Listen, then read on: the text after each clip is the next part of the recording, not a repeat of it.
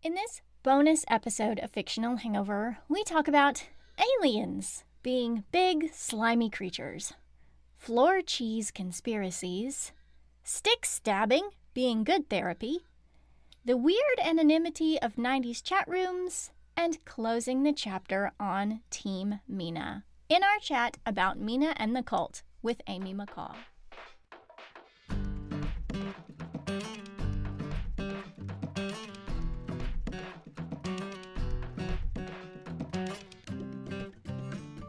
Hey everybody, welcome to Fictional Hangover, a podcast about young adult and new adult and sometimes other books, series, authors, voice actors, and illustrators that is full of spoilers. I'm Amanda. And I'm Claire. And today we're going to talk to Amy McCaw, author of Mina and the Cult. Yay! Enjoy! Pew pew time. Pew pew pew Pew pew pew pew pew pew pew pew pew. Would you rather? We asked on social media, would you rather prove the existence of aliens or cryptids? That is a very good question. And it's all because of our bestie who has joined us today, Amy McCaw. All her fault we asked this awesome question. Yay. I mean, it's one of the important questions, I feel. Like, we need to answer this. We need to know what the people say. We do. All right. Well, democracy spoke. Facebook, 63% want to prove the existence of cryptids. Instagram, 83%. And on TikTok, playing 50-50. They're happy for anything. No way it was 50-50. It was not balanced at all. Someone must have come what the TikTok on my side was. It's fine. It's fine. It's fine. Right. Let's do some comments, because we know Amy likes to, judge other people's comments, so you can judge is a strong word. That sounds like I'm going to sit and we judge on each one. It's judge, weigh them. Do I like it? Can I steal it? That kind of. Yeah. Judging. I mean, I'll just try and give some positive, uplifting feedback. So Amy is not a judger. Positive. Don't feel like you have to be. I'm a primary school teacher. It's ingrained into my very being. I don't know how to be negative. And I'm a parent of a 4-year-old. It's like, yeah, I suppose I could go really dark just for your benefit, but I don't think I've got it in me, honestly. There's no way. I'd live for that day, but that day is not today. You're so precious. You can't be evil. One day I might just snap. Can you imagine if I snap mid-podcast and I just let it all out? There must be some of it in there because it's on the page, right? I mean, I write some really nasty creatures, but I just don't actually have it in me. No, you're a straight up murderer. You're a straight up murderer. We counted at least 12 named deaths. Deaths. You're a straight up murderer. And there are a few fairly important ones too, but we'll probably talk about those later. We will. I'll do the Homer Simpson back away into the bush. Yeah, you better. You better. I have a bone to pick. Right, moving on. Colin on Facebook said, defo cryptids, we'd have to be pretty damn arrogant to believe that we're the only intelligent species out there in this great wide funky universe. So I know aliens exist. They haven't come to visit yet, so the only people doing the probing are the government. But cryptids, the thought that this great big creepy beasties out there on this mostly explored planet of ours is mind-blowing. I mean, who doesn't want to believe that there's a Bigfoot down the road at the local cave? That would be awesome. Claire and I have already encountered the spawn of Mothman many years back on the way home from the cinema. I want to eat Bigfoot. I want to go squatching. Katrina on Facebook said, cryptids, in theory, should be easier to find with them living on Earth and all. Plus, it could be like an adventure trying to find them. Candace on Facebook said, I prefer aliens just because I feel like it could open the door to more answers to the universe. Do we want those answers though? That's my concern. That could open up all kind of worms that we don't want to know. Bree on Facebook said, aliens, then I can have my own Mass Effect adventures. Cindy on Facebook, I have a fascination with aliens.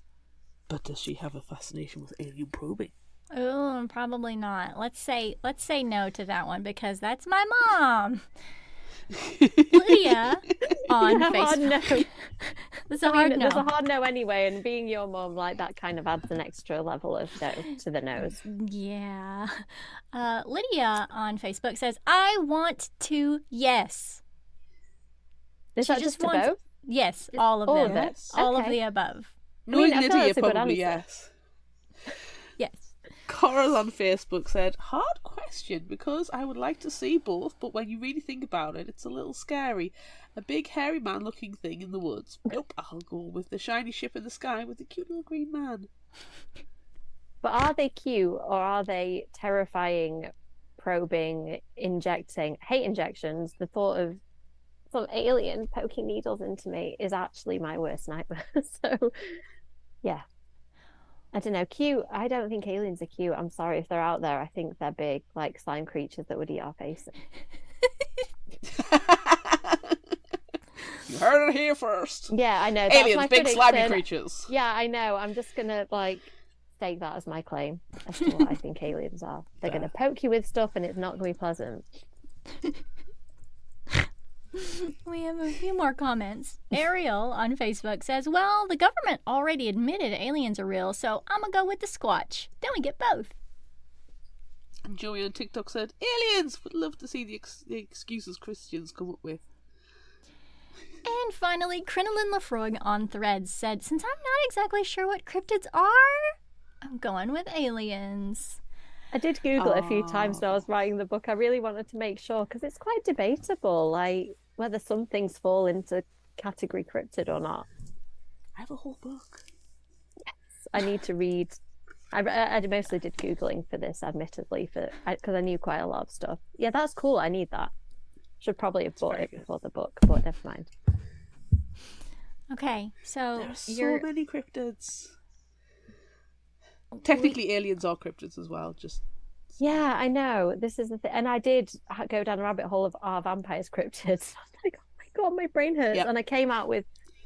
But if they're human in aspect, are they a cryptid?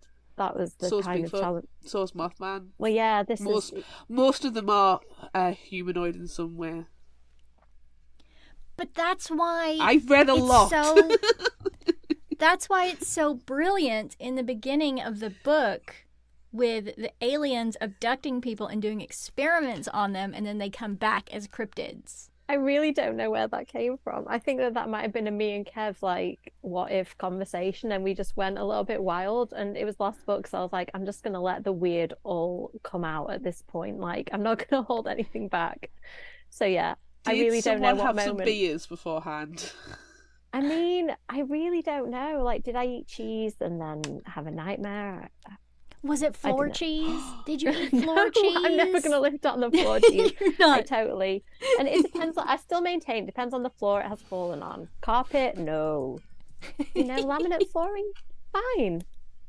It's fine. I love floor cheese conspiracies are the best conspiracies. Yeah, there's a hierarchy of floor cheese, definitely. I choose aliens. I mean, I think that I already think that they exist, but I'm gonna pick them because I would like to go on an outer space adventure sometime. Or what if it's the aliens that are inside the core of the Earth sort? You know? My god, you just sent a whole shiver through my body. I hate that thought. Aliens just finally making themselves known and they're already inside the Earth. Yes. Yeah. And that terrifies very me. Transformers. I was really thinking Pacific Rim, but it's fine. I mean, isn't there some HD worlds in there as well? Oh yeah, of the worlds. Of course. Yeah. Of course. Yeah. Yeah. I've watched there's a YouTube channel which actually, Amy, you like. It's called Quetzalcoatl or Nutshell, and it's educational. And they cover a wide range. My son watches them, and there was one where it was are aliens real, and scientifically it's basically saying that aliens are definitely a possibility, but technologically they're probably at the same stage that we are, because if you take into consideration when the Big Bang occurred and how long evolutions take, the chances are that yes, there are aliens, but they are probably about the same evolutionary stage as us, So it's not interstellar, and even if it was, it actually said something. It was talking about how you can only saturate the universe with a certain amount of spacefaring entities, it's like aliens as well. And I was like, that's so interesting. So go and check out this Quetzalcoatl on YouTube. They're very interesting. They're all based in actual fact. They cite the sources. It's very good. But yeah, there was one that was just about aliens. I was like, oh, so I don't have to worry about alien abduction because they're probably just about the same as us, given our evolution against the Big Bang. And besides, I'm going squatching. I need to go squatching. I love Bigfoot and Mothman. Oh, I love them both. You do. You love Mothman. I feel like you love Mothman more than you love anyone else. I don't know. I feel like you this love. Is where we get to see Mothman. I'm so jealous of it. This is my little Mothman. Oh, my mum knitted him. So cute. Or crocheted him. I don't know. But I also have a Bigfoot that Amanda sent me, and she sent me this hat. They are genuine. So I love them. I'm with you. I'm afraid Claire wins for me on this one. Team Cryptid. I'm terrified of aliens. I don't know what it is, but when people talk about aliens, it makes my toes curl.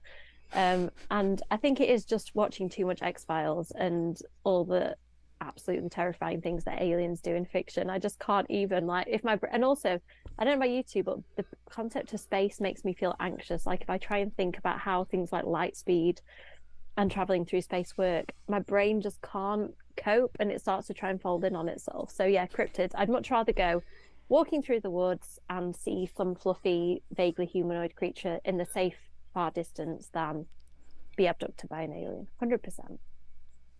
That's it, exactly that. They're always off in the distance. You never collect clear videos of them. Yeah, and I mean, exactly. I mean, they're on Earth with us, right? If they're here at all. So they're hiding pretty well. They're staying away from humans. Get a little nice snap. They may be cute and fluffy, you know. I don't think aliens are cute and fluffy. I do think they're terrifying. So there's a chance a cryptid could be really cute and lovable and, you know, pet-like. Like, imagine a little baby Mothman that you could take home, or a little baby Yeti or something. Like, adorable, right? Yes. Keep it in a little, like, chilled environment. It would be awesome. I'm just going to adopt a Yeti, and no to aliens, please. They can stay where they are in space. And I'm happy what you said, Claire. If they are evolutionary at a level of us and they can't get to us, then yeah, that's fine with me. Cool. No, see, I need the gruesome. I need the horror. I need the scary. So what you're saying is, if there's an abduction going, like, Claire and I will stay in the woods, and you can go and be the representative fictional hangover. I will. Guinea pig. Yes. Okay, cool. You heard that, didn't you, Claire? Amanda has just volunteered. I did. It's recorded. It's fine. I'm going to be in the woods with a stick and knocking on trees. Yeah. And going, trying to get the Bigfoots. I really can see you doing that. Like, I can totally see you practicing your, like, authentic Bigfoot call just to get it right. Yeah. Mm-hmm. There is a variety of Bigfoot that Amanda told me about that is in Arkansas called the Fook monster as well. Mm-hmm. And I'm like, when I eventually go over there, can I please go find a Fook monster? And she's like, yes, you can. Yeah. Can you run around the woods shouting for it as well? Because that would be hilarious. And I'm going to record videos of me waddling around them, going, ah! Yep, it's happening. It's happening. We just have to get you here. I'm going to Waffle House for breakfast. Yes, we'll go to Waffle House afterward. Okay, next question. Would you rather be part of Clem's group, the community, or Saint Germain's crew? I feel like there's one of these that can easily be eliminated, but let's see, did people have opinions on social media? This one's just us. This just for us. Okay. This one's just us. I mean, are any of you going to try and argue on behalf of Clem? Because I don't think he's got much to redeem. His poor group, like, they, you know, they're a bit... I worry for their personal hygiene. I can't imagine they take showers often. I just worry about a lot of things, like mental health, physical health. Yeah. Like, there's not a lot of wholesome and healthy. It's like the worst bits of the community broke off and created their own vile, like, extreme version. So yeah, I can't argue on behalf of Clem. I did try and think. I was like, can I put myself in the position of these people? And I couldn't do it. No. I could, on the other hand, the other two, I was like, actually, okay, seriously, Saint Germain's people, vampires, all have a cool power. Like if you're in his team, you are one of the vampire elite, and you can probably do something like zap people with your electric powers, like throw people around with your mind. That's pretty cool. And then the community just mostly grow vegetables and like ogle Mina's dad, who's pretty hot. So I mean, if you take some parts of the community out of the equation, I think that sounds kind of nice. But yeah, I'm gonna go with Scary Vampire. But yeah, I could argue for being part of the community too, with a couple of adjustments to ideology. Okay. I have issues with Jeff. No, sorry, what was that? You have issues with what? I have issues with Jeff. I can't call him the shepherd. It's got to be Jeff. I mean, this is one of my issues. Like, if you're a cult leader, you've got to have people talk about your group and yourself with capitalized names. And he's called Jeff Shepherd, so that was a bit of an easy win. I fed that one in I don't know if anybody noticed that I put that in an early book just so I could do this in this book. If anyone was paying attention. Oh, obviously not. No, I've forgotten that. That was years ago when book 1 came out. I forgot about that. But I have fixed it in my schemes. With I can meld the two together because as we were reading the book, the point where Jeff knocked on the front door of his own house, I was like, he's a vampire. He's a vampire. He's going to be the one to bring about the apocalypse. And that didn't happen, and I was devastated. You know, but what? That did cross my mind for a brief moment. It did. And then I was like, actually, but I kind of already had the other stuff, but I just had that as a flash of, I may use something like that in the future, but that did not happen on this occasion. It could have been, because he has so much charisma. And he could have led a cult like nobody's business as a vampire with charisma powers. And he knocked on his own door. I know. I just didn't want me to have 2 vampire parents. I was like, okay, at some point, this poor girl has got to not be friends with or relate to somebody who's a vampire. Like, she has to have some human people still left in her circle. I did vampire quite a lot of people in her life, so I kind of thought I'd leave her with that one. But you would have had to kill him in the end, so it's fine. Oh, and you know what? But again, she's emotionally distant from him because he's an asshole. So you know what? You've abandoned me, mate. Have a steak. No, but Mina's more hopeful. Like, she wants, she knows that there are problems there, but she has never had a family, and she kind of wants to give them a chance. So let's let her have that. Sometimes you've got to let the blood go, though. Sometimes the blood relatives are the bad relatives. I mean, this is the whole question. And I think Mina has the strength in her, and she's a realist, that she could have staked Jeff after he became a vampire and used his vampire powers to start a vampire cult in New Orleans to bring about the apocalypse, because it's a self-fulfilling prophecy. Amanda goes into a lot of detail in the main episode about this. It's fantastic. Love it. And I'm now gutted that that's not actually the ending. So Amanda's just writing whole alt you Mina for us if anybody wants that. There was a completely alt Mina. Yes. Yeah, I've been working on that, and she is slightly less precious because I've got my hand in there, so she's got. Yeah, I know. I was just gonna think I'd love to see what you would do with her, like the kind of the me that has kept her on a certain moral path. I feel like you might have just steered her in a few different directions. I would like to see that. Yeah. I don't know if you could handle it though, because you're so sweet. You're so good. You're so good, and this Mina would become evil, but it's fine. It's fine. It's not really happening. No, it's not. It's okay. I'm not going to go and have nightmares about that. So no. I just go cry after the episode. Amanda's destroying Mina forever. No, I mean, no. You're making Mina evil. In my headcanon, she was just averting the apocalypse, which is fine. Yeah. I mean, yeah. So the fact that it's an asshole dad, it's fine. I just feel like Amanda might have taken her on a few detours along the way too. Like, I mean, Will's pretty hot, isn't he? Like, something may have happened there, and I mean, let's face it, Mina's been through a lot, and she should be in therapy. So her outlet is not healthy. Yeah, I mean, she just stabs stuff with sticks instead of going to therapy. So yeah. Stick stabbing is good therapy. Yeah, I think that I mean, it's all in a fairly short.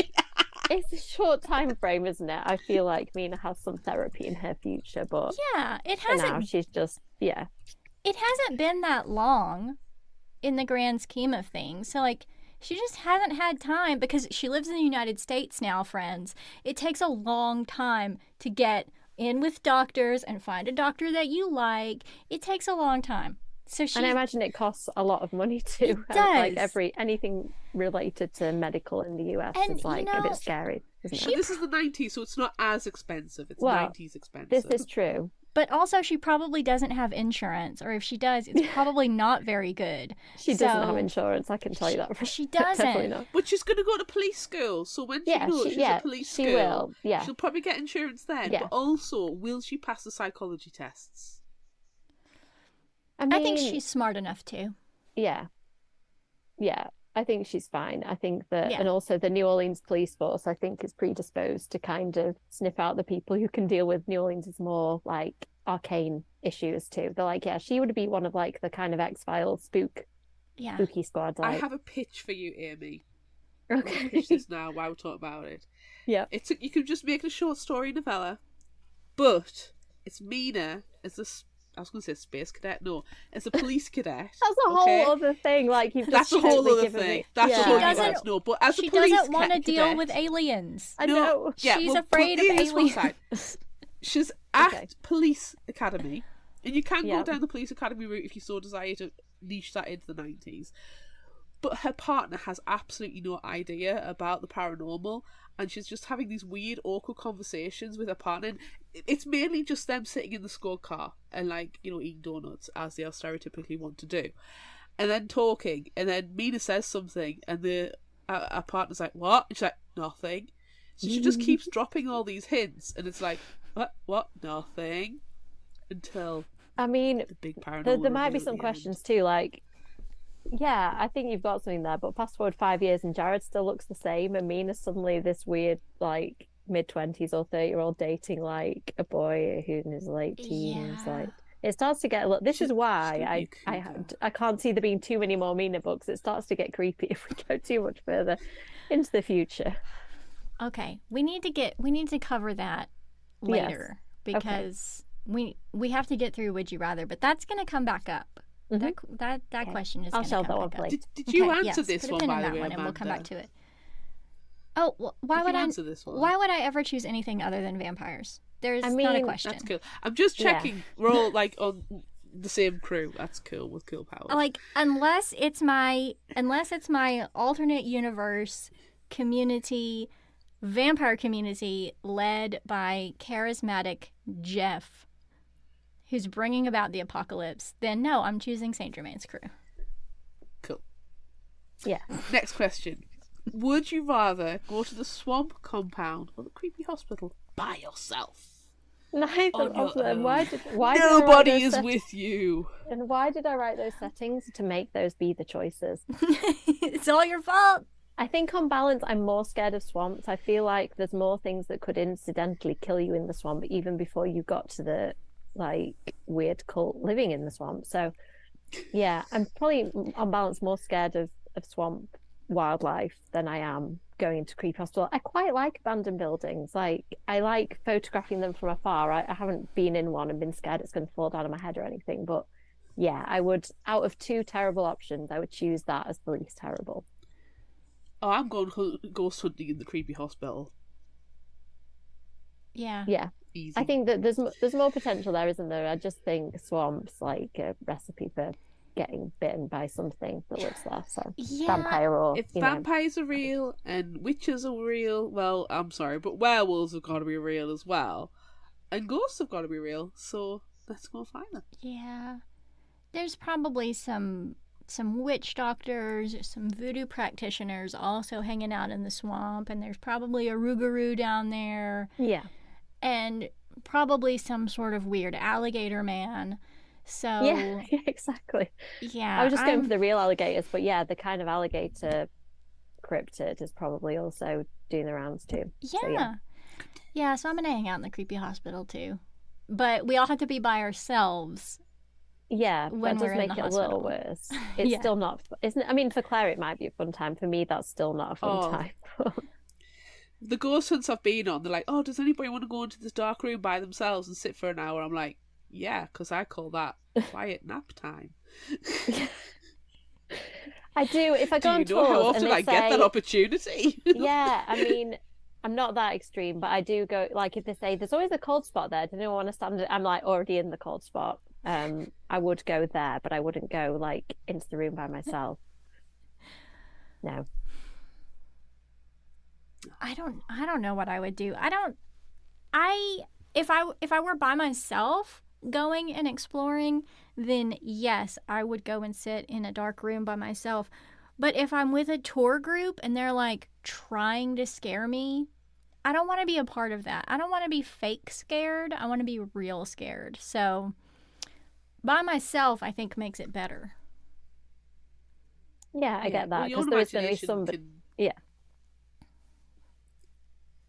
Yeah, but I don't want some yokel, because we are in, the South. I don't want some yokel trying to like bang on something or doing a jump scare or something. No, I want to be scared by the creepy ghost or whatever is happening in the creepy hospital by myself. The actual malevolent ghost, as opposed to the humans pretending to be a malevolent ghost. Yeah. Yeah, that's Take just the bullying. sheet off and go away. Yeah. Okay. Let's see. Our next question actually comes from the text of the book. I'm doing this all to myself. Why? Yeah. What was I thinking? I should have been like pre-preparing for Would You Rather questions when I wrote the book. I should have geared the whole book around what you could ask me and like built in the correct scenarios. You should have. This is your author third go round. Back of the book. Yeah. Next time. Yes. Author questions for interviews and Would You Rathers at the back of the book. I'll preload the Would You Rathers. Do the work for us. And skew them towards what I want to answer. Yes. Make them more precious than anything that we can come up with. Okay. Mine would be really cute and wholesome though, and you'd be really disappointed. It's like, okay, so do you like chocolate or marshmallows best? And you're like, no, this is not Fictional Hangover material. We still would ask that question. We should. I mean, that is important too, but it's just not quite on the cryptid versus aliens level. I feel like we should have an episode where we throw everyone off and do everything like super cutesy and bubbly. And do you want me to help? Like, I can feature the material. Yes. Help! We need positivity. How do we do it? I'll just primary school the whole thing. It'll be fine. Okay. Yes. Sorry. What horrible thing did I write that you're going to make me decide between? What horrible thing did I write? Okay. Yeah. From the book, I wasn't sure which was worse, my body being dragged forwards against my will or straining to run and save Jared without anything happening. So, see, I am a horrible human. Look, I am a horrible human. Look what I wrote. Oh, well would done. you rather be moved against your will or unable to move at all? Oh, I hate the paralysis. Yeah, we all had a paralysis demon type experience? Oh, yeah. Definitely. I've had both kinds of dreams, mainly I think because I've written the stuff and it's just unleashed that part of my imagination. But yeah, I think that the idea of being at somebody else's will in either direction just terrifies me. Like, I don't like the idea that my body could take me somewhere or do something that I haven't decided that I want to, and also being frozen while stuff can happen is just not good either. Which would I prefer? Maybe the paralysis one, but I really don't like it. Just because I get to stand still and not be dragged around and like do stuff. Like, all the things I could think that somebody can make me do. Just at least if I'm just standing there, paralysis feels a little more passive somehow. What about you, Claire? I think they're very on par at the same time. Like, they're pretty bad.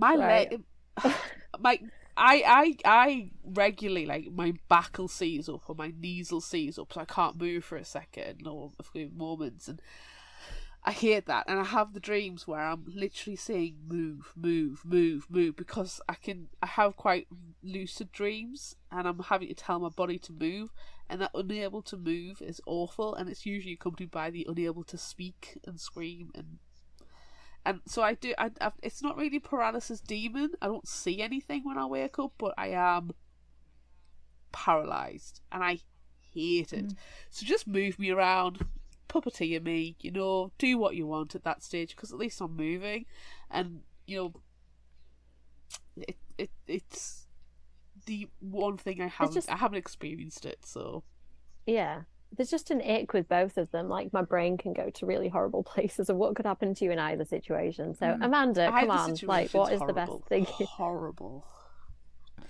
Yeah, what's the worst one, best one for you? The worst best one for me, I think I would rather be moved against my will. I in my head I go Harry Potter and the Imperious Curse, and making someone do something that they don't want to do. But like, when they're discussing that in the book, it's like, oh, they're making people do backflips when they can't do backflips, and that's what I'm thinking of. I'm not thinking of it in the most horrible way possible. I think that's the problem. That's where my brain does go. Like, I appear sweet, but my brain would take me to like all the horrible things that somebody could make me do. But also, when you're paralyzed, the kind of awful stuff could happen too. So yeah, I think I would rather do the awful things than have awful things done to me. Okay, yeah, that's a good answer. But also not. Not. I feel like if you're being moved against your will as well, you kind of have that justifiable out of saying, well, it wasn't me, it was them. Yes. And but how do you prove that? Well, exactly. You couldn't do the same thing saying was unable to move at all. You couldn't prove that you couldn't move, and that these awful things that were done to you. At least when you're moving, it feels like you could, in your brain, fight back. Like, so, you're being moved around, you're being puppeteered, so your arms being moved around, your legs are being moved around. So you physically have that ability. So in your brain, you can scream and try and, like, get yourself to take over and try and reassert control. Whereas if you are unable to move at all, if you are completely paralysed and they are able to do something to you, that is like being caged in your own head. And that is terrifying. Whilst if I'm being moved around, I have that probably false sense of hope that I could break out. Because I've already got that momentum. I've already got that movement. This is horrible. I think that'd be terrifying. Yeah, it is. I'm trying to like salvage the situation, and I just can't. There's no joy to be had. No, because it's terrible. It's terrible, Amy, and you wrote it. It feels like you are being made to do something horrible. On the other side, something horrible is being done to you. What's worse? Yeah. And if that's the case, I would rather be made to do something terrible. I'm not going to tell you what my brain is thinking that could entail. I'm just going to let your imagination go with it. It could entail anything. It could. So yeah. It's horrible. Okay. It's horrible. Is there another question? Move on. Yeah, it's all your fault. Question. It's literally a quote from your book. I know. I'm having doubts. I'm having just so many second thoughts about my own writing. Meanwhile, I'm going, yes! Yeah, I know. Like, just make it worse for everybody involved. Let's have the conversation that we know we want. Which vampire power would you rather have? And you can't be Saint Germain and say you're going to have all of them. Man, so, do you know, I was there. I literally was thinking that as you wrote the end of the question. I was like, you just stole my answer right out from under me. This is where I'm going to go with my usual really sensible and, pragmatic approach. And I would like the healing power, please, because, be a vampire who can go out in the day, who can heal from injuries. Like, I think that's kind of going to have me pretty much set for my afterlife, so immortal life. I'm going to go with the sensible. That's my usual practical answer, and I'm sticking to it. Disprove me, somebody. Think of a really cool ability that I want instead. I don't know, I could puppeteer you around and make you do stuff. I mean, you could. Please don't. I could, I suppose I could heal. Could I heal my emotional wounds after that, maybe, or just my physical ones? I don't know. It depends. It depends on what you're. Yeah, I don't know. Like, give me another book, and I will see if he can also maybe he could heal Mina's emotional wounds. Problem solved. Yeah, yeah. What was? Oh, it was Out of the Dawn. It was Out of the Dawn by PC Cast. They had powers in that one as well, and one could heal physical things, and one could heal mental trauma. Oh, cool! I need to read that. It's a good duology.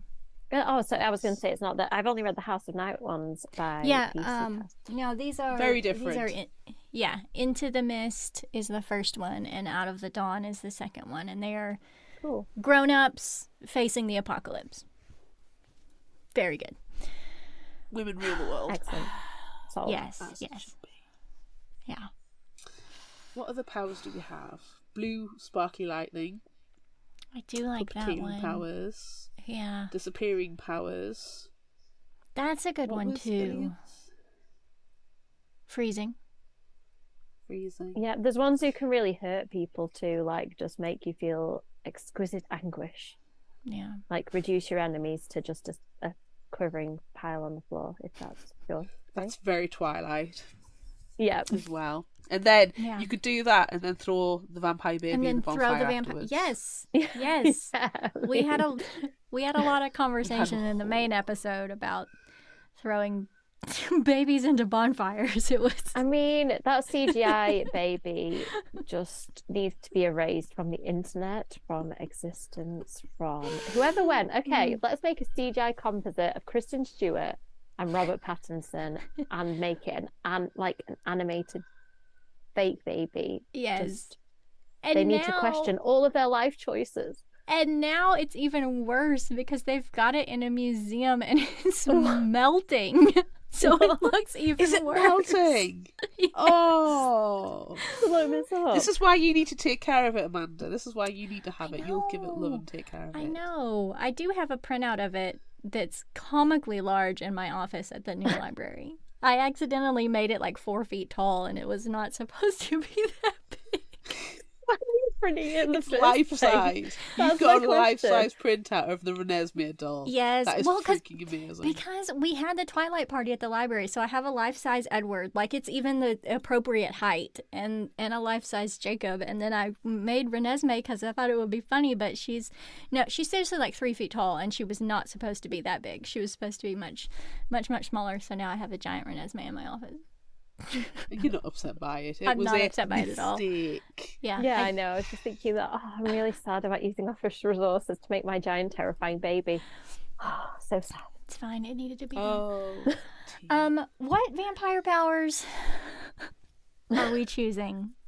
I mean, Will's got a fun one, make people forget. But then also, Tony's where you can make people that do completely. what they want and not remember. That little shit.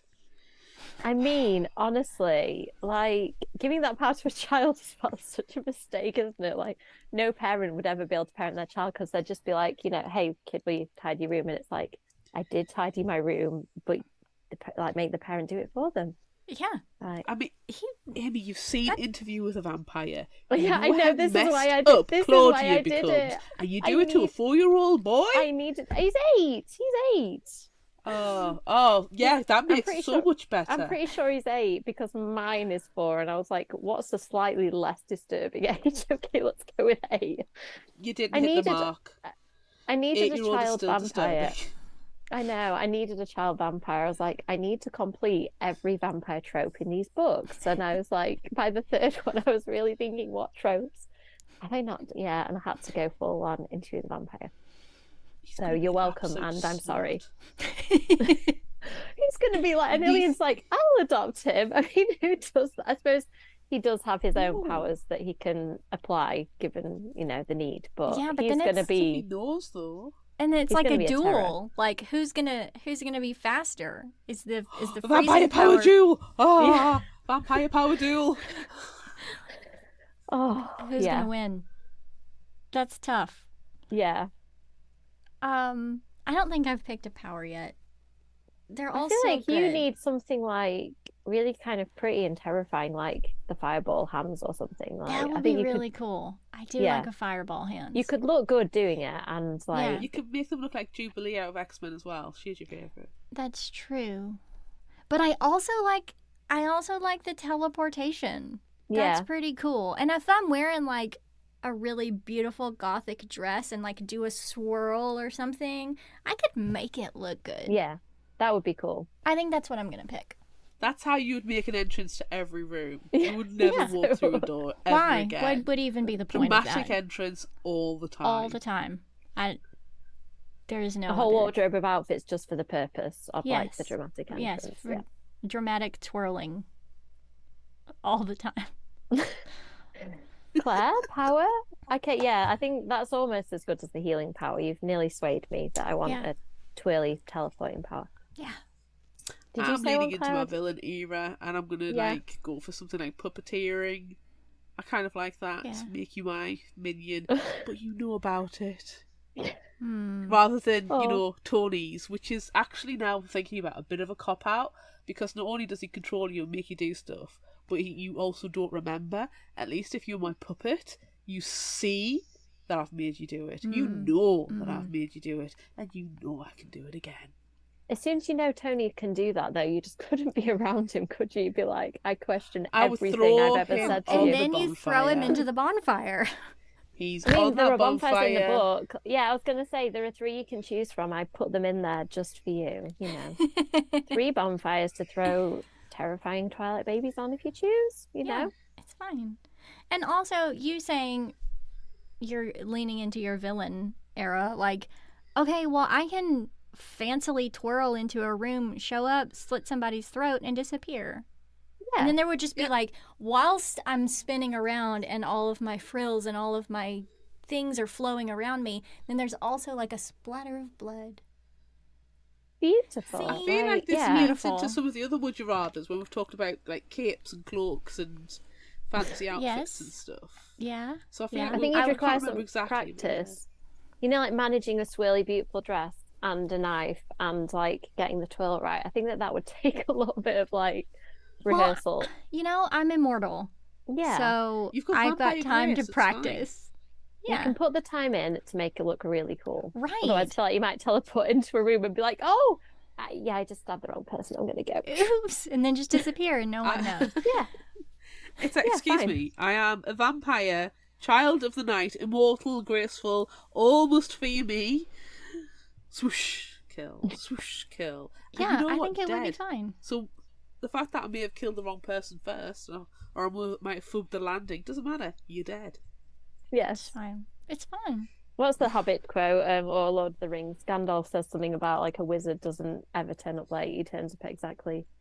Oh yeah, he's like, I feel like terrifying teleporting vampires. It's the same. Like if everybody's dead, nobody can comment on whether you stuck the landing or not of your teleportation.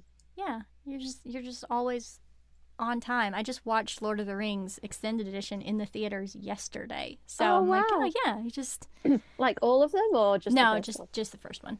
Yeah, I was gonna say that would be a day. It would be a full on day. It started at 6 o'clock in the morning. In my area, and every time they've done it, there's always been something happened that I can't go, and I'm like, I just don't know if I could manage it in one day. Like, I struggle to watch a film as it is without some other form of like cross-stitching or playing on my Switch or something. Like, I think that I wouldn't be able to sit still for that period of time in the dark. Like, I would just be like fidgeting and twitching. You need to prepare. I've done it about 3 or 4 times in the house. All 3 extended editions. You've got to start at a certain time in order to finish at a certain time. You've got to build in your breaks. And you've got to have your snacks ready, and just be prepared to have takeout because it's just easier than having an extended meal prep. Yeah, I mean, I see that happening, and maybe in a few years' time when I've got a small person who may want to watch them with me, at the moment it wouldn't be an option unless I'm going to do it from 7 p.m. to 7 a.m. and that's not the same. That wouldn't be not a vampire yet. No, not quite yet. Okay, so that's the end. That's the end of Would You Rather. And now we have to move on to our non-Would You Rather questions. And Claire, you have to ask the first one because you are the cryptid fan. If you could meet a cryptid, which cryptid would you like to meet? meet, like actually meet, as in shake hands or like see from a distance. You're gonna write That's what I thought too. Like, and take a picture on your Instagram. You're gonna break the world's mind by showing, look, this cryptid is real. There's something about Mothman. Like when I was researching this, I went down a proper rabbit hole of like all the cryptids in the world, and I'm sure I read about just about all of them. And I went Loch Ness, and I was like, Rougarou, and I just kept coming back to Mothman. That's why I did like the extended Mothman bit in the book. I was so fascinated that it just escalated. It was almost like Salem Witch Trials, but cryptid edition. Like somebody saw a Mothman, and it's like, wait, I saw that too. And then the next day somebody else sees one, but it has slightly better powers. And it just kept getting added to and added to. And then a bridge collapses and like 50 people die. And of course it was Mothman's fault. Like, I'm just super fascinated by that whole series of events and the fact that it happened in quite a short period of time, like a year in West Virginia history. And yeah, I think I'd like to see Mothman from a respectable distance, because I do think that it's a harbinger of death. But yeah, something about Mothman. Like, looks good, has a good story behind it. Yeah, I'd go with that. How about you two? Do you have a preferred cryptid? I feel like, Claire, you could have a dissertation on this subject, but 'tis the one that you could reduce it to. Mothman and Bigfoot are my absolute favourites, but I think, I'd probably have to go Bigfoot realistically. Sorry, Mothman. But Bigfoot's like traditional. I was raised on Harry and the Hendersons, that kind of thing. I love Harry and the Hendersons. And it's like, imagine being able to prove the existence of Bigfoot. And all those Mothman's definitely more niche. I feel like you could go to some people, like I'd go to my mum and say like, hey, I've proved the existence of Mothman. She'd be like, who? What? Whereas if I said Bigfoot, I think you'd probably have more like widespread street cred, wouldn't you? Right? Is street cred even the right term in this context? I mean, the fact that they're still finding animals in the wild. There was a monkey species or a gorilla species. It's just tiny, teeny tiny. Only found a few years ago. So it could. I have to say, I love monkeys. So you've just bumped Bigfoot slightly up the list for me. I absolutely love monkeys. I went to a really cool museum in Seattle, which I wish I could remember the name of it. I think it was the Museum of the Unexplained or something like that. And it was kind of the inspiration for Mina's dad's creepy basement, because it was just packed. I expected it to be this really like kind of clean, pristine museum like you would get in the UK, and it was just a room absolutely crammed with somebody trying to prove the existence of all this stuff. It was amazing. And we were the only people in there. I was like, have we just walked into somebody's house? But it was a thing. I'd like found it on TripAdvisor, and it was really cool, and there was so much information and so many like little trinkets and things to look at. It was amazing. That's just the kind of place that I want to go. And I don't think I even knew then that they were cryptids, but I think that was the unifying theme. A lot of them were trying to prove the existence of cryptids. Amanda, I really like a Wendigo. I mean, Wendigos are cool. Yeah, they're very creepy. They're probably pretty smelly. They're disgusting, and then they try to turn you into a cannibal. So I don't know. I like it. It's creepy. It's probably the creepiest one, and that's what I'm gonna go with. Unless we're doing more monster, like my favorite monster book of all times, The Anthropophagus from The Monstermologist by Rick Yancey.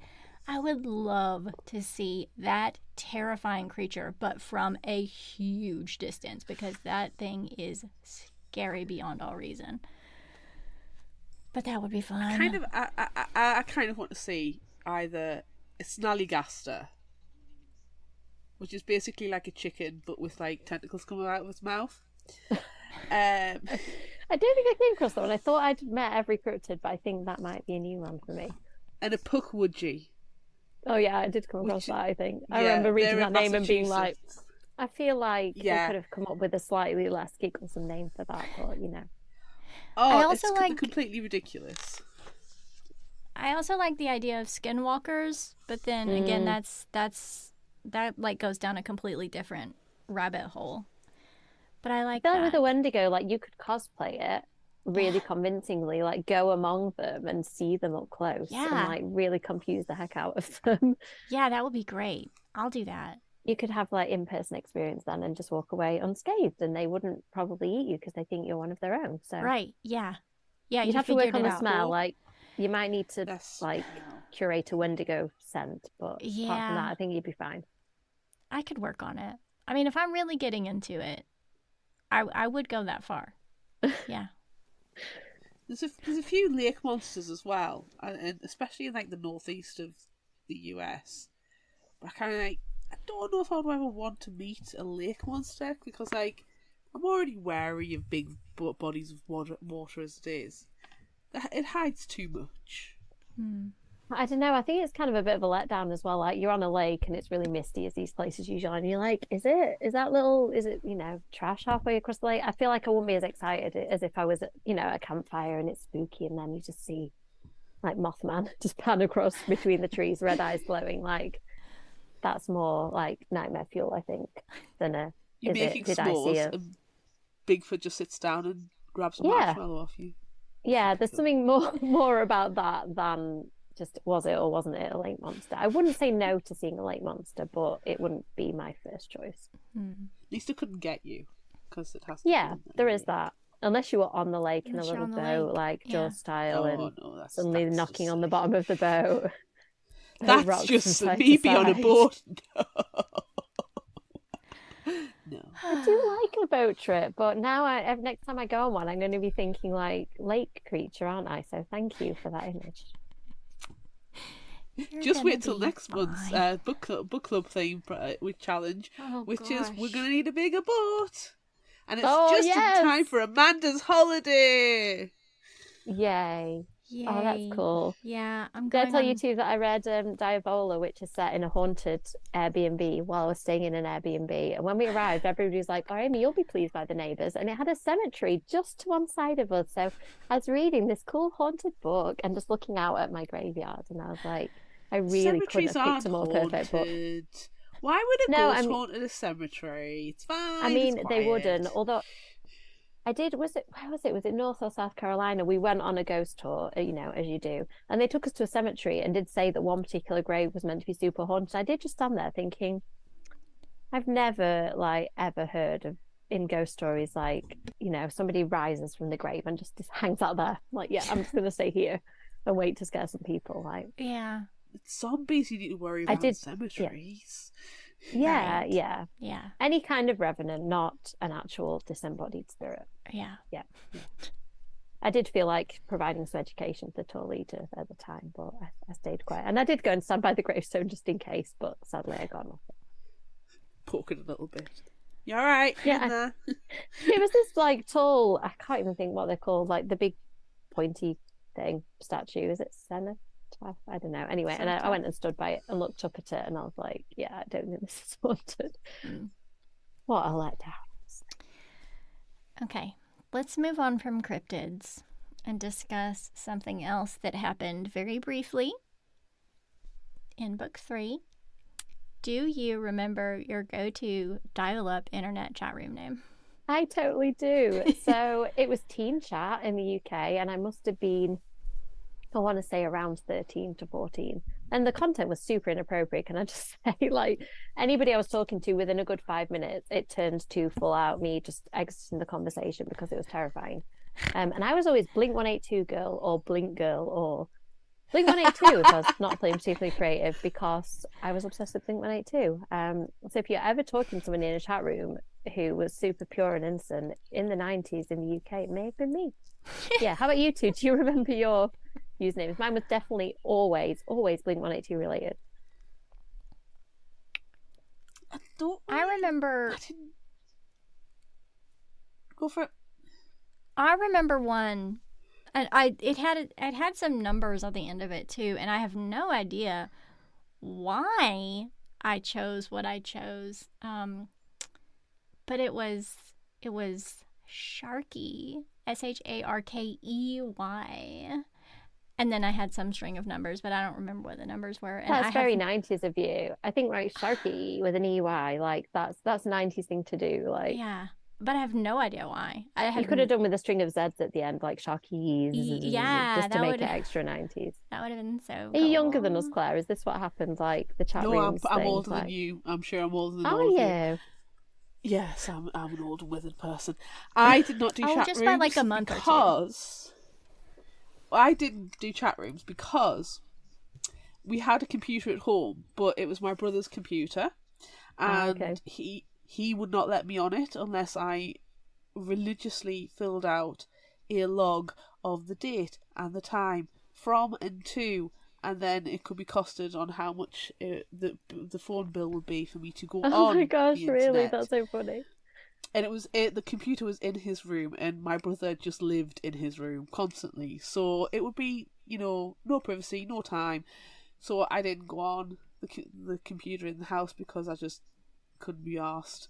And we did, in secondary school, we did have computers, but we weren't given any freedom to go on them and do what we wanted to do. It wasn't until we got into college in 1999, and by then I was like, no. So I was only ever in chat rooms with friends, so it was just your name. So it was just private groups. So I never did these kind of chat groups, and I don't really feel like I missed out. No, there was something like weirdly freeing about it. Like we had a little office.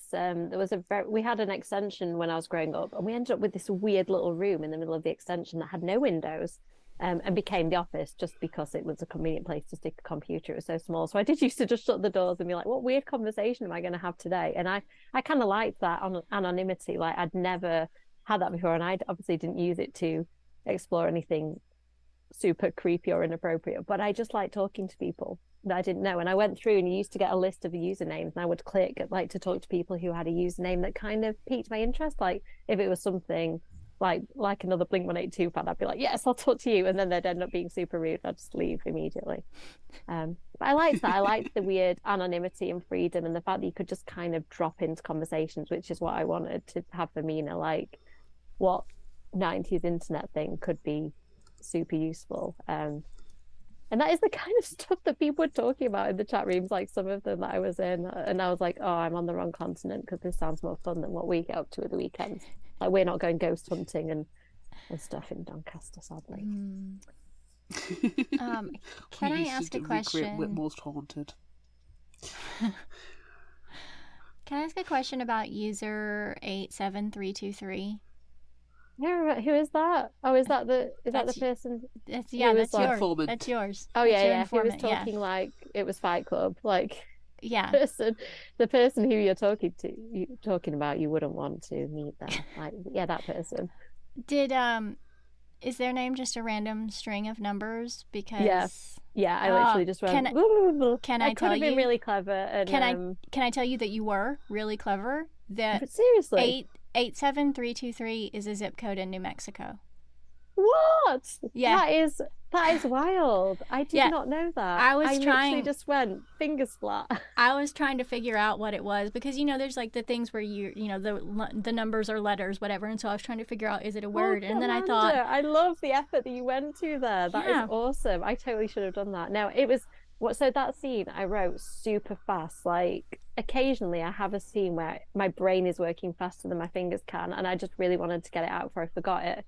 So I just went splat of F numbers and just carried on because I needed it to. It just flowed so fast. It must have taken like half an hour to write, and I hardly edited it. It very rarely a scene does exactly what I wanted it to on the first go. Like I managed to everything was in there that needed to be. Well, so yeah. Sorry if I ever get to another edition, I might change that number to something more. But yeah, it worked. But it worked because I was thinking, like, I asked Claire, I was like, do you think this is a person who's from the community who's like trying to get out? And then we went on a whole thing like, oh yeah, they probably tried to get out and now they're with Clem and things are worse. Like it went on and on and on. And you didn't even do it on purpose. No, I can't believe it because it's actually perfect. That is just like, we're that's talking it. about these we honestly subjects. thought there'd be more to do with user 87 blah blah blah. We thought she was going to come back in some capacity. Nah, heck, I wouldn't have been surprised if she was the Ripper. Yeah, I mean, she couldn't be. She was super sketchy. But yeah, no, she just came in, did her job in the plot, and then like went away again. I just imagined her being this like, yeah, probably. I mean, she was making fairly ill-informed choices. I'm just gonna go and hang out at the swamp with. I mean, I did make some questionable choices as a teenager and keep some questionable company, but not that questionable. Like, I think that's a whole extra level. Like, she has no self-preservation whatsoever. No, I mean, you could really try and find like a slightly boggy patch of earth if you wanted to, but that's as far as it would go. Don't go to the Yorkshire Moors. Yeah. Do you know what we did? We went on a school trip to Haworth when we were studying Wuthering Heights, and we went on a walk, this group, my A-level class, and the teacher was really cool, and she was like, yeah, we're going to walk to Wuthering Heights, and it was the worst storm I've ever been out in the open. Like, the heavens absolutely opened, and it was the rain was lashing down, and we just all kept falling over because it was so muddy. Like, every step was just like your foot would go out from under you. So we got back absolutely caked in mud, and when sat in a hot chocolate shop, like, that was the worst thing we've ever done. It was meant to be all romantic and like talking about Heathcliff on the moors and stuff, and we just had a really bad day. That's the moors telling you how unromantic Heathcliff is and how toxic that relationship is. When I was a teenager, though, I didn't understand that. Like, none of us did. I think we all thought it was kind of like a tragic romance. Mother Nature educating you constantly. Yeah, I know. she got us told, like, really, you know, there's no subtext there. It was very explicit what nature was trying to say. I mean, Kev and I have been back since, and I visit Haworth quite a lot. It's a really lovely place. When you come back to the UK, Amanda, that would be a place I would visit. It's really cool. There's nice walks, and it's just it feels very, very English little town. Village. Okay, so the next question. I feel like, Claire, you should ask it, but then I have to throw in the second half of it. I'm scared now. Right. What is this? What else have I done? I'm having so many doubts now. Were you hungry like, when you were writing? Hot into the yes. No, it's always. Simple. Because there was so much food in this book. So much. Like, there was one entire chapter when you were at the fair, and it was, we ate this, we drank this, we ate this, we had this. Then we did some crafting, but then this happened. Well, that was bonfire. Clem's didn't attack then. And it was just like, I think she's hungry.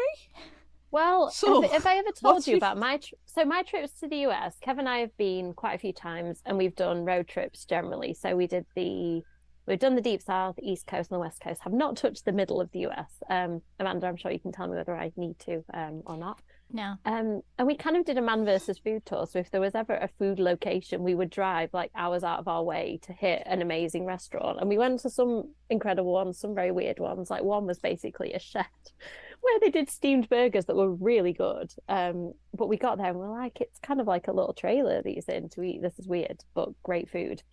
So yeah, food is very important to my travels, particularly in the US. I think the best one, we went to this place called Salt Lick Barbecue in Texas, and it was the best barbecue food and the best fresh bread like ever. It was amazing. So yeah, I think my passion for food maybe came through. And also Thanksgiving, all I was thinking was, I've never had a real US Thanksgiving. This is so sad. That's my question. That, like, have you ever had a real one, and would you like to? I'll cook, you just show up. I mean, please. Although don't make turducken, because that's a real thing that I had to put that in there. Yeah. They do that in New Orleans. I was like, because I always ask people who I know who live like around there, and do research, and that came up a lot, and I was like, turkey and duck and chicken, like, all shoved inside of itself. Yeah, I don't really understand how that works. Or want to have anything to do with it. It's a sweet potato and marshmallows I don't understand. Yeah, I know, neither do I. And yams, I don't know what candied yams are, but I have tasted yam because I bought one and I was like, I can't imagine when this would be candied. Like, what is that? Yeah. Amanda, help us. What's with the marshmallows and the candying, the savoury food? I don't get it. Yams and sweet potatoes are basically almost the same thing. So having the candied yams or the sweet potato with marshmallow on top. It's basically the same thing. But I don't do that in my Thanksgiving, so you'll just have to come. You'll just have to come and visit. Like, there's one key thing of the American Thanksgiving that you didn't include, which really clued me in. It's like she has not done this because there's no stuffing or dressing. And that is... That's the thing. We have which is stuffing strange in the UK, because we're British and we have stuffing with turkey all the time. Yeah. That's the thing. That's the thing. Maybe it was there and I just didn't describe it. Maybe. Yeah. I'm sure it was there. I'm sure it was on the table. I think the mayonnaise-laden salad or mac and cheese. There's always mac and cheese. And there's always potato salad. That's more picnic food. Have you ever had the salad that I always see on American TV shows? I wonder if it's real, where they put like gummy bears or gummy worms like into a potato salad. Whoa, I can't even. Like, I've seen this on multiple TV shows, like gummies in a savoury salad. No, I don't understand. No, I wonder if this is like a salads joke. with loads of mayonnaise. I've seen that before, but not frequently. Yeah, the ones I usually see on American television are potato salad and just mayonnaise, bacon, mayonnaise, some lettuce, mayonnaise, corn, mayonnaise, tuna, or something like that. And it's just basically they keep adding jars of mayonnaise. in a huge bowl as well, like a bowl. It's massive. Yeah. I think media's doing you dirty, Amanda. I think so. I often think this when I talk to people from the US, and they're like, Hollywood has just really confused you. Yeah. This is not real. I'm sorry, it's not real. Yeah. Or in that case, it's probably We've had good. many discussions on the group threads about. It usually starts Americans, I need an answer, or Brits, I need an answer, and trying to work out the differences. Yeah. I had a little group of people who live in the deep south by the end, who I would just be like, hey, is this the thing where you are? And sometimes they were like, oh yeah, you're fine. And then occasionally they were like, huh? What are you talking about? So it's always interesting to like throw a bit of UK dialogue in there and see like whether people understand it or not. Because you just assume that they will, and there's certain words that because of Hollywood films we've been exposed to the US equivalent, but you just might not have heard our kind of way of wording things. Sometimes you just can't beat the Hollywood stereotype, though. Yeah, it's unfortunate. I mean, all really. high schools are divided, like, you know, the canteens are divided by social group, aren't they? And, like, if you're free, you have to be a cheerleader. And you meet girls. Yeah. Plastics. Yeah. Art freaks. Yeah. I'd have just been not there. I think I would have, you know, like, there's always the sad kid who's, like, eating the library. That probably would have been me. Like, I can't cope with this pressure. Yeah. It's too big. It's too big. American schools have got thousands of kids in. I couldn't cope with that. The idea of that makes me physically ill. It's a lot. It's a lot. It's a lot. And too much team spirit. It's like, go football. No. Yeah, no. I don't have is- any of that. That is a huge thing. I don't How have did do you any find of that? it. extracurricular activities to get to university. Sorry, college. Yeah. Yeah. No. Yeah. And I have now naps to have. now they're making a thing. Let's just talk about politics in Arkansas for a second. They're making a thing where students have to have like some bonkers amount of community service hours to graduate. It's like 75 or 90 or something hours of community service, and it is completely insane. And they're making all the public schools do that. And they're trying to make the public schools and the private schools seem more equal, and it's not, because the private schools don't have to do that. And it's a joke. It's terrible. Don't move here right now and have a child who's in school.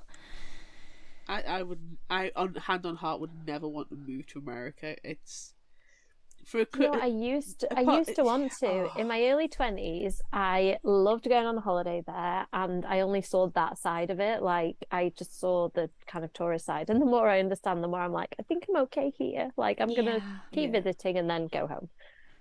Yeah. I think European countries go to Iceland, you know, go to ones like Norway where it's voted as like the happy place to live because their government supports their people financially and stuff.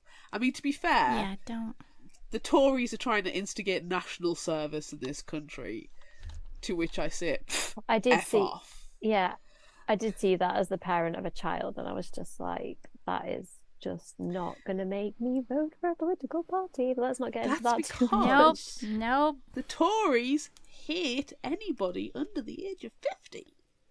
If you're not close to the coffin, they don't like you. Anywho, right. Whilst I'm getting on the soapbox, I'm going to change soapboxes. I'm going to step to the left. Oh God, is this the soapbox directed at me? Do I need to run away? You should hide. How I think. Dare you?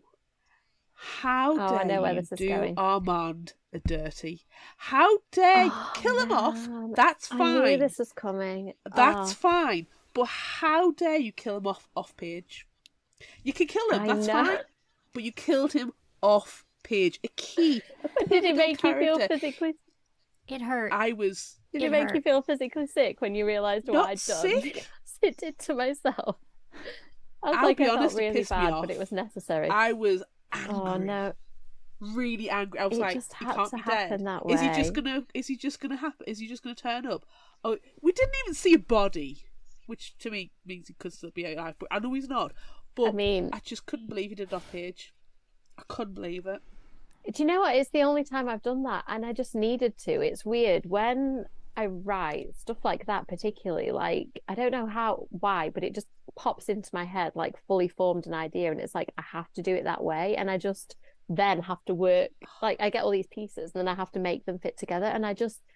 From the beginning, I knew that Armand wasn't going to make it. Like, from the first book, I just knew that his power was too volatile, and he had such a dark entry into becoming a vampire. I just knew it wasn't going to end well. It was like, is his brother going to kill him? No, well, like he, skips it in that book, and it was just going to happen. His power was too desirable, and as soon as Saint Germain knew about him and was just circling him, that was Saint Germain's plan all along. And he was going to use it to make Mina and her friend feel really bad. So it wasn't me, it was Saint Germain. He did it. So you can blame him because he orchestrated that whole thing. That is his thing. He loves nothing more than getting a group of people together and being like, I'm just going to puppeteer you. But before, he did it without powers, and then latterly he did it with powers, because he's just the type of man that I'm referencing when I create him, the man who doesn't have any actual attributes of his own except wealth, and he uses that as a replacement for a personality and skill set. I don't know what upsets me more, the fact that he was killed off page, or the budding romance between Armand and Cafferty. I mean, do you know my what? headcanon, in New Mexico, they had an awakening. Well, and, it was they had to spend a little bit of time together, and things might have happened, and things were they were getting a bit closer. That was so an option dead, as well. Dead. Yeah, no, that was an option in my mind, and I went back and forth over that for a long time, but I knew it was more important that Armand didn't make it, and I was like, I don't think I can give them this kind of beautiful romance and then take it away. So yeah, I feel like maybe they may have had a little something there, but yeah, it didn't last because it would have been just too. I felt like it was bad enough what I did to rip him away from Cafferty would have been extra. You'd have been even more angry with me, I think, if I'd gone that way. I'm going to make them super happy and super cute and then just tear them apart. Yeah, that would have been more painful. I like the soul destroying though. If you're going to destroy me, rip my soul out, shred it, stamp on it, throw some glitter on it, and then set fire to it. Do that to my soul. Yeah, okay, that's fine. I think I tend to hold back from that. I'm I'm gonna push you to the edge, but maybe not actually off it. I'm gonna make you feel really bad, but not completely. I want you to grab my hand and Thelma and Louise me off that cliff. That's what I need to happen. No, because she won't do that because she's so precious. Well, excuse me. Do I have to read this quote again? I wasn't sure which was worse, my body being dragged forwards against my will, or straining to run and save Jara without anything happening. Yeah. Is that a precious person who wrote that? No, you're dark and awesome, Amy. We know this. I felt really bad for Jared as well. I did, on reflection, look at all the stuff I'd done to him, and I was like, oh, poor guy, he just keeps getting kidnapped, and bad stuff happening. But This is what happens when you hang out with Mina. I'm afraid she is like a magnet for disaster. And he can heal himself, so he's gonna be fine. Yeah, he is. He's very resilient. He'll be replenishing his blood as it gets taken out of him, so he's fine. He's fine. Oh. Well, if we're going to talk about things that are completely devastating to us, we need to offload. You're our therapy now. It's okay. I'll try and make it feel better. I don't know whether, being that I'm the creator of your ill feelings, that I don't know whether I can help. I'll try. No. This Just is not them like other people do. Okay. This is not as horrible as Claire's, and it's I am not gutted. Physically angry with you as Claire is right now, but I wish that Cafferty had gotten the disappearing, reappearing, swirly, beautiful powers instead of Emma. I just got an image of Cafferty swirling in his ball gown, and it was beautiful. And it will be so great, especially now that we've into decided... Armand's arms! Yeah, swooned into Armand's arms! Maybe now he's a little bit gay. That would have been even better. However, I think instead of Emma having those powers, because she always disappears on everyone, it should have been Cafferty who got the powers, because he's always there to save Mina. Oh, yeah. I mean, you can see it that way. It would have been beautiful. I just thought it was kind of funny. The Emma thing was just because I found it quite funny that, like, it's like what cool power she was just going to get, the power that she already had anyway. It's but the power like, to disappear. Yeah. That's what that was about. That was just not to all those parents who disappear on their children.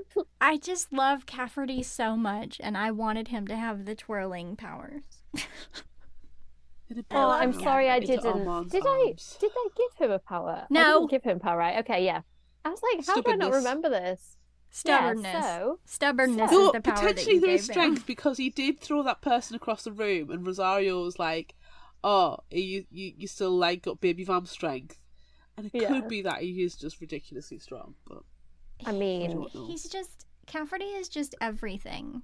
It's everything to me. The amount of messages I get about Cafferty is really funny. Like, I think, the teenage girls like Jared, and some older women just age Jared up in their minds to make it okay. Right. And then, but Cafferty is, I think, the most popular, like, love interest. But I do get quite a lot of Mina's dad ones as well. Like, it's okay that I find him really hot. And I'm like, well, that depends. Do you want to sit down and have a therapy session about this?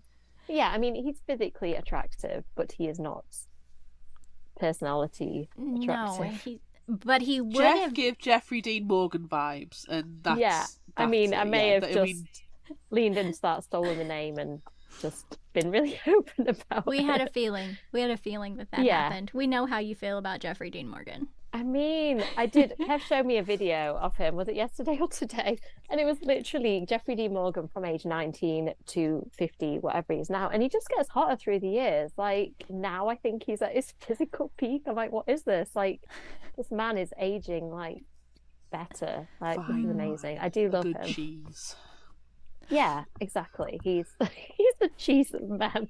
Why do my quotes always come down to cheese? Like, we have floor cheese, and now we have Jeffrey D. Morgan as cheese. Jeffrey D. Morgan as cheese. I think it's fine. He's the best kind of cheese. Okay. I feel really embarrassed. Like, all these things that I say about, like, Jason Momoa and Jeffrey D. Morgan, like, imagine if my books ever go viral and these people find these videos of me talking about them. Can you imagine the future cringe? Yeah. Tag them in, it's fine. It's fine. Or maybe don't, because I might have just inadvertently based some characters on them and stuff. But yeah, I think always. It's okay. Yeah, and I think, like, little touches. There's always some little spark, and, like, I think Negan from The Walking Dead. Like, when I saw him, I was like, "That's Mina's dad. That's so weird." Like, I've already created this guy in my head, and, like, because Mina's dad's been in my head for. So it was really weird how I sat and watched, like, this is a different direction that this character could go, a slightly more extreme. But yeah, so it is weird how that happens. He was more like, when I was watching Supernatural, that was the Jeffrey D. Morgan that I was first introduced to, and then Negan ended up being, like, the perfect one. There you go. There's my Jeffrey D. Morgan history for anybody who cares. Very good. Okay, so what do you see Mina and Jared and Libby and Della doing in 10 years' time? Wow. And is Jared going to turn Mina so they live happily ever after Twilight style? This is why I didn't want to write more books. It was that question. I couldn't, it sounds really weird because I created her, but I couldn't make that decision for her. Like, she had to make it for herself. And I can't see it. I do see about 2 or 3 years into the future for them, which again sounds weird. I'm just not making myself look any better here. I can see what they're doing for the next 2 or 3 years, but 10 years, it gets really kind of vague. And it is that question that is my moral quandary. I don't know. So if it happens, it should happen fairly soon, I think, so that they are similar in age. Because I get what Bella, I mean, I did find her quite annoying on the subject. She did harp on quite a bit, just a little bit about how she wants to be a vampire. She maybe mentioned it 700 or 700 times. Yes. But I got the point that she was trying to make, that, him turning her when she was 45 and he was 17 or whatever age he is might have been a little weird. So I think Mina has to make that decision soon, and I don't want her to have to. I like the fact that these books, it's a short time frame, it's just a really intense point in their lives, and I like to think that they can take a breath now, and that Mina can become a police officer, and Cafferty's rising through the ranks. By this point, Boudreaux is in charge of the whole New Orleans police department. She's just stamped out any tomfoolery or corruption that there ever was. And Cafferty's her second in command, but obviously on the night shift. And Mina's working for them, and Jared is doing his thing, and I just can't, the vampire thing I can't figure out for some reason. I've just got this block.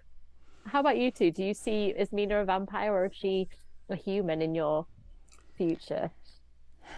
I wonder how Mina and Jared and their relationship is going to survive not being in peril every 5 seconds. Well, this is it. And that's all of them. Is Della just going to be constantly seeking thrills once things started to quiet down?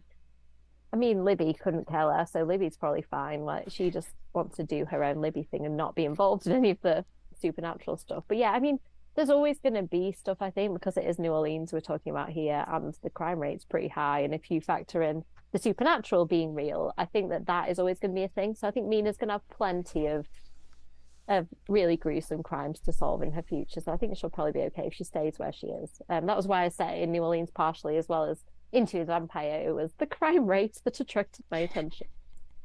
What annoyed me though is if she does join the police and she starts getting all these crimes, but then she starts saying, "Oh, Jared, do you want to come help solve this crime?" It's no, don't ask your boyfriend to help solve the crimes.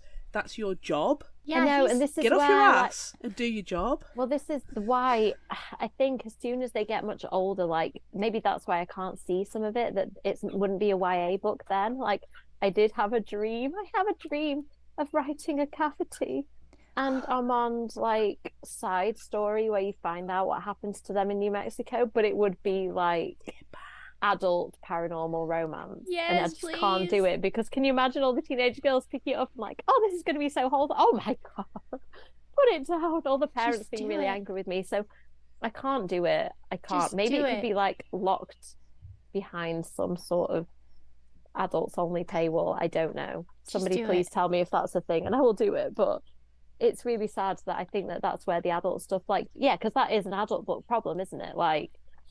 It's not something that would come up in a YA book, how you juggle your job against your relationship with a teenage vampire. That's where the new adult age range comes into play. This is true. Protagonists 18 to 25, sometimes it goes on up closer to 30, and this is what they're dealing with. It's they're doing their job and something terrible happens. So I think it's perfect. And you've got your teenagers who have read Mina, and now, give them a couple years so they age up into that, and then they'll be ready. But how do I stop the 12-year-olds? Because I even get some 9-year-olds, parents saying, could my 9-year-old read this? And I'm I don't know, read it first, and I'll hear some of the content, but read it and then you can decide. And some of the parents do say, yeah, my 9-year-old loved it. So yeah. I just don't want to for a 9-year-old to pick up a Cafferty and Armand in New Mexico love story. to the level I would want to write it, just probably wouldn't be super teen friendly, I'm afraid. That's why Gail Carragher, for example, she has her pseudonym, an alternate name for when she's doing adult. So it would be, you would use A. McCaw instead of Amy McCaw. So people know it's you, but they know it's different. I've just had this horrible image in my head of you doing a short story where it's like Jared and Mina in the future, and Mina's doing her citizenship exam, and that's purely the entire short story.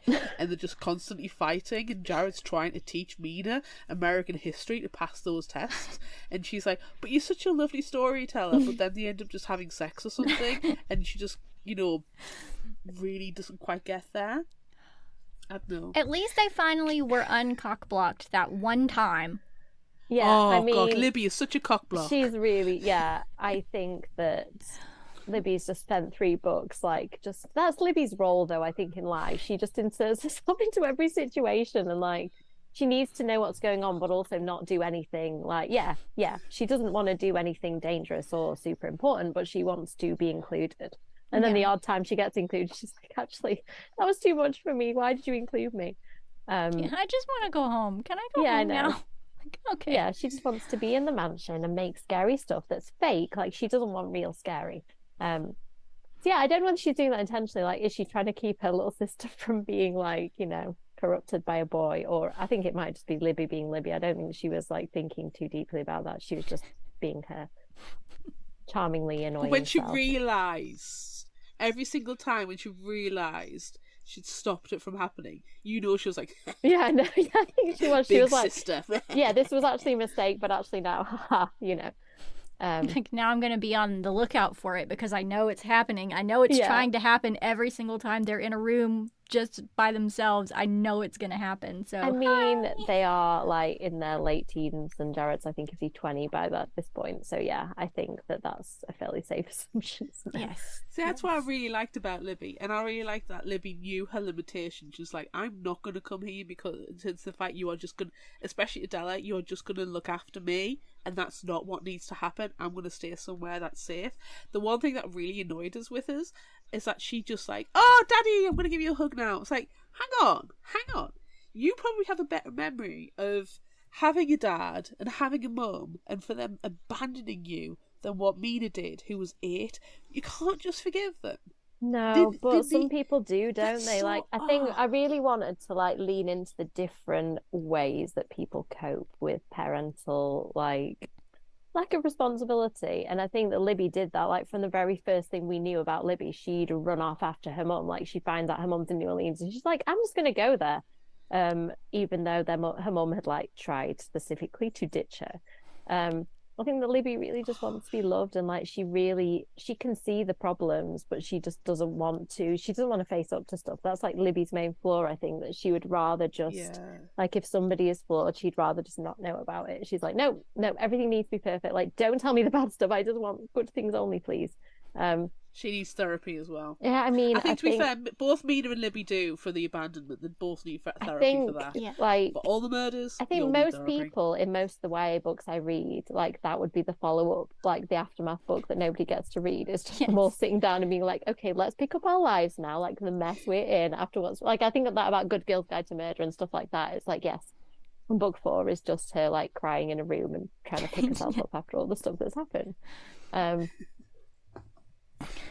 One thing I think that neither of us worked out was that Paige was the Ripper. Oh yeah, and the reason she did it was capitalism. Yeah, I mean, she's just ridiculous. And as I edited the book, I just kept putting in more stuff that points you in that direction. The stuff she says is just ridiculous. Because I saw that in her all the way through. She was just so in it for herself and so morally bereft. She just has no idea what is right and wrong. I think she literally would have gone off to prison being I didn't do anything wrong. Letting people die was necessary. I did them a favor. I stuck to the code. There was a code. Yeah, honestly, I think that she just doesn't. She has just a real lack when it comes to empathy and morals, and I kind of loved that that she's just terrible. Every scene she's in, she's really terrible. She really is. She is the ultimate garbage person, isn't she? Yeah, I'm trying to think, like, is there a worse? I mean, Saint Germain probably is a little bit worse, like, on balance. Because he wears white suits. Yeah, I mean, do you know who I imagined? Like, a kind of, is it Burt Reynolds? Like, when, like, the Dukes of Hazzard type character. I can't remember. Is it Boss Hogg? I don't know. Yes. Anyway, you know, like those, like, it's just a certain type of person. I picked him so vividly. I've seen men like that in America, and they always do wear really pale colors. Like, what is that? Why is that type of man, like, always really, like, manicured hair, white suit, that, you know, they're in, like, a dusty brown desert, but they're still wearing a white suit. Yeah. Like, if he was Texan, he would have had a cowboy hat. And a bolo tie. Yeah. 100% he would have had a bolo tie. Is that one of those, like, little string tie things? Yeah, the string tie with, like, the little skull. Yeah. Yeah. I think he maybe does have one of those and just doesn't wear it for public. He probably functions. does. Yeah. Yeah. You'll like my bolo tie. I mean, he does do a little bit of, he will sing you some, like, vampire peripheral songs if you like. So yeah, he'd probably pull out the cowboy hat and the bolo tie for that. Oh my god. It's just getting worse and worse and worse. I did like his death scene, that was quite fun. Yeah, I mean, yeah, I was trying to think about how to make that as, like, extreme as I possibly could, and that's what I decided on. I don't understand though. How did everybody just go to Thanksgiving dinner afterwards? Like, you've seen so much death. Your friends have been horribly murdered in front of you. But you know what? We're going to go for Thanksgiving dinner. We're going to eat some marshmallow, sweet potatoes and turducken. And I was like, no, I don't know. I don't think I could do that. I kind of think I could, but maybe that's not me as a person. I think I'm probably in the house with a pizza by myself going, shit. I think really the main issue with that part is that it takes so long to cook Thanksgiving. I mean, my kind of thinking there was that not many of the people there are eating. Like, I don't think there's really that much food. It's like 4 people at the table are human or whatever. So I think it was probably They're like just pushing their peas miniature. around on a plate going, I don't want to be here. I do feel really sorry for the vampires in my books because, like, I have a real fascination with food, and then I'm just constantly presenting them with food that they can't eat. Like, sorry to the vampires. It's really mean of me. I decided early on that they couldn't eat because I just didn't want it to be easy to be a vampire. Like, it always annoys me when it's like, okay, so we can go out in the sun, we can eat normal food, like, we're completely impervious to all harm, we can wipe your memory. I'm always a bit like, come on, like, there needs to be some downside of vampirism. So, you know, I love food, so food has to go. Taking away food. That makes sense. Yep. Got to be a little bit, like, there's got to be some, I mean, I would totally take it still. Like, I would give up food to be a vampire, 100%. But you're not giving up food, you're just changing your diet. Yeah, it's a lifestyle. And I mean, it's maybe a liquid diet. Yeah, and maybe if you check with people what they've eaten before you feed on them, like, maybe the blood would have a different flavour, so you could still get your variety in palate. It's like what they do in True Blood, where they make people only eat almonds for 6 months, or they only eat oranges for 6 months. Like, if I chase you down in these woods like a scared little animal, do you taste it? Yeah. Let's experiment. I mean, so yeah, there is some room for variation. So yeah, I still would give it up. But I just like the fact, I like, when I read vampire stuff, I like it when it's not too easy to be a vampire. So I always try and you know, inject some of that into mine as well. Okay, so what's next? I have a book coming out next year. And that's about all I can say. Full stop. It's going to be announced probably a year before it comes out, I think. And that's it. I really don't want to ruin it because I want it to be a nice surprise. I have already told you to, I think. So if you think really hard, you might remember. But I'm not telling anybody publicly. That's I'll tell you again if you've forgotten. Once it no longer says recording, I will repeat. Okay. Then let's finish this. Okay. I'm really sorry. Anybody listening and who wants to know, you will find out this year. Sorry. Why is publishing like this? Like, honestly, why? I don't know. I mean, I could say it, but I feel like it kind of spoils the experience if I just, like, gave you a half, like, baked rubbish. No, don't give a half baked. Yeah, no, and I think it's better, isn't it, to see it, like, hopefully somewhere will pick it up and talk about it when that news is out there, and then it's a nice surprise for everybody, hopefully. Exactly. Yes, and that's what the new and It's indie nice. Spotlight bonus episodes are for. Yes, that's cool. So we've already got one on the schedule for approximately 1 year just from now. Oh yeah, that's convenient. Yeah, just book me in advance. Yeah, it's fine. We'll discuss dates after the recording. Yeah. Okay, so is there anything else that you want to tell us that you're excited about?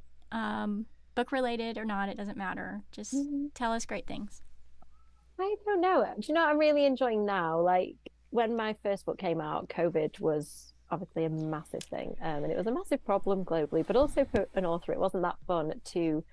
No, I didn't get to see my book, on publication day in a bookshop. So I think that the last two books, like book 2, it was starting, although there was some bookshop issues which we won't go into now. But book 3, it's been really nice. This year has been really lovely to see it come out and to be able to talk to people, like be there the day it came out and sign some stuff, and to do like big events. Like I've done MCM Comic Con a few times now, and it's just been so lovely, like to sit with a load of great authors, see people reacting and hearing. Like I think that's been the nicest thing. Like that's what, when writing is hard, because it sometimes is, that's kind of what I hold on to, that I'm doing it because these books get to go out there and people like have strong feelings about them, as we've discussed tonight. And it's really great to think that I've written something that's made people really angry or really sad or really happy. Like that's just, I'm like living the dream that little me wanted to do. Like I've always wanted to write books. Like there are books that say Amy's book nice and long was my first book. At some point I need to photograph. I've still got it. I need to photograph it and put it on social media. It's really cute, but I didn't have any staying power. All of my books like a page long, and they're just a load of empty pages, and then on to the next one. Yeah, it's just cool. I genuinely feel now like I'm living the dream. So thank you. It's always lovely to talk to you two about it and be grilled on my choices. I'm questioning many of them now, so thank you for that. That's what we do. We're very emotional about our characters that we love so much. But this is great. I love that. And I think as an author, you always make decisions, and like I don't regret any of them. I think all of them I made the ones that I really wanted to tell for those characters, but I get the fact that each of them could have had a fork in the road and gone another way, and it is really interesting to explore those. So thank you. Some of them I'm going to save and steal for future books. So. Sure, of course. And it's all going to go to good use. Right. And as, a guest on Fictional Hangover, I feel like we've blanket given that out to every author we've ever talked to. Like, yeah, just take all of our ideas and put them into your next book. It's fine. And it's, mutual benefit, isn't it? Because you will enjoy those books. You've talked to me about, Gary Oldman and Seal Kiss from a Rose, and it will go into a book, Yeah. And the whole fact that there was Vampire Hunter. Vampire Hunter. I took the picture. Yes. I got to that page before Amanda took the picture, blurred everything else out, and just that bit, and she was like, Honestly, that whole scene where I was writing about the cryptids, I was like, I don't know whether Claire gave me this idea or whether I was just really happy when we were talking about cryptids that you would really enjoy it when we got there. But yeah, so you definitely have both been a big inspiration, so thank you for that. I feel like you've really seen me through like the whole thing, like literally. But one wasn't even out, I don't think, and you tweeted me like, hey, do you want to come and have a spoilery conversation about your book? And I was like, no, spoil my own book. I'm never talking to you people. And then like how many years on, and how many I do remember that it was quite funny. I was really shocked. It's like, you don't talk about spoilers for books. Like, who does that? It's really fun. It's very liberating. Like, I have to remember though that I'm not talking to you two when I do other, like sometimes I'll do an interview with you and then do another one but quite soon after, and I'm like, oh, no spoilers, behave. And I just have to like channel no floor cheese, no spoilers, sensible author face off. Where's the fun in that? That's why the new indie spotlight is so difficult, because we haven't physically read the book. Yes. Even if we have the book, we just look at it. Yes. And like, I can't read it. So hard. But it just that's a new thing, isn't it, for you? I love that, like having new ideas and stretching yourselves in different directions and like doing stuff to support authors. It's really cool. Like, keep going. We need you. We need people like you out there. Yes, yeah. And we need authors who write fantastic books that give us the emotions, who make us angry, who make us happy, who inspire our own imaginations as well. Like, we create our own little headcanons and we give our own little, well, this could be the alternative world in our head, because fan fiction does lead somewhere as well, and we need that. Oh, I already know what's going to make you angry in my next book, and I'm already sorry. Okay, I know what there's going to be a question about. So yeah, I'm very excited to get to that. I can't wait to figure out what it is. I am nervous. I feel like we're closing the book on something like kind of big here, because like you said, we've been with you since the beginning of this series, and now it's over, and like, what are we gonna do next? I mean, I never say never. Like, I could write more Mina books. At the moment, I'm not desperate to, but I have like a little seed of an idea for at least the next one or two. And I would never write one if I wasn't 100% sure it would be really, really good. Like, I'd have to make sure there's enough in it. Because I did feel like in each of these books, I pushed myself more and more in each one. So I'd need the fourth one to feel like I could do more with it. Otherwise, I feel like it's just not good for me or readers. So yeah, definitely no more Mina, but you know, there's nothing confirmed on the books, as it were. But I'm just going to remind you that Aisling O'Loughlin has a book set in the 90s, which is wholly pop culture reference, Batman, and there's characters that may want to meet some of the characters from yours, and it would be a great mashup. I mean, it would. Honestly, there's so many authors. Like, Aisling is definitely there. Like, I think Rosie Talbot's characters would have some fun with mine as well. And Fran Hart's the other ones. Like, I don't know whether you two have read that, but like, it's so wholesome, and you need to look it up. It's got like a very 16 Souls kind of vibe to it. And they're just a lovely little group of found family again. So yeah, there's loads of authors I could see myself. I don't think I'd put my characters through Dawn or Kat Ellis's like. No. I don't think they deserve. Your death count was high this time, and the old duty therapy now. They would be worse after Kat and Dawn. I think that they would like irretrievably damage them, and they probably not many of them would make it out alive. So yeah, I'm afraid Kat and Dawn, unless I wrote some new characters for them to destroy. Character list who I want Kat and Dawn to murder. Yeah, but not Mina. No, Mina's very, very precious to us. Oh, thank you. Okay. And I want to say as well, and Amanda's already started, thank you for letting us be involved in Team Mina as well. Aww. And it's been really fun, and we really enjoyed it. So, it's Don't weird. Make me cry on camera. I know, it's like if I had a soul, if I had emotions, there would be like one tear, like, oh, it's the end. It's the one end Blood of Street tear. trilogy. Yes, just one. Yeah, do you know what? I was emotional about that as well. I was like, this has been a lovely thing that we've done together, but I'm already planning that when my next book isn't out, that I will just kind of slide into those DMs and say, look, if people, I don't feel like you are beholden to forever support me in my career, but oh no, we are, whether you like it or not. Well, and that's the thing. Like, if people, you know, I don't want them to feel like they absolutely have to do stuff because I say so. But if you want to continue to be part of it, I've loved doing that, because I think as a blogger, I would have loved that kind of insight into somebody's writing life and been part of it. Like, I did as much stuff as that as I could when I was a blogger. So that door is still open, even if the Mina one is closed for now. Yeah. It's no longer Team Mina, it's Team Amy. Yeah. Yes. I feel like it's been Team Amy really since the beginning. Exactly. We don't really have to change the hashtag anymore. Just Team Amy. Yeah. Oh, thank you. Somebody did jokingly say Amy and the cult the other day, and I was like, yeah, I mean, I could start the cult of like niceness and vampires if you want. Like, we can look into that. Yeah. If anyone could create a very nice and wholesome vampire cult, it's you. Yeah, okay. I'll... Why do I imagine squashables? You know those giant fluffy things? Why do I think this vampire cult would have squashables? I mean, that could be our main source of income. I don't see why not. Really cute, spooky squashables. I just have to think of my own brand name so we don't get sued. Right. But yeah. I'll put that on my to-do list for later in the year. Definitely. Okay. Oh my gosh. Well, thanks so much for joining us. Thanks for allowing us to be a part of your crew and for sneakily writing us into your books so many times. Always. I'll do my best. Thanks.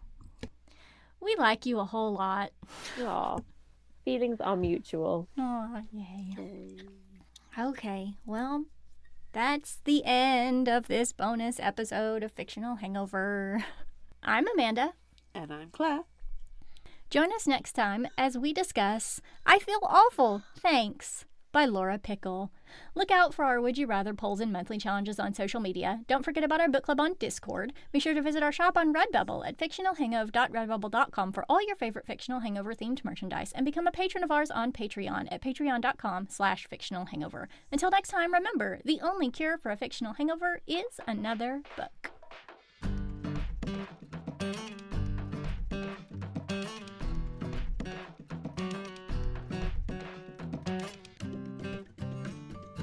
You can find us at fictionalhangover.com. Follow us on Instagram, Threads, TikTok and YouTube at Fictional Hangover. And find us on Facebook at facebook.com/Fictional Hangover. If you like this episode, check out our others and be sure to rate, review and subscribe so you don't miss out.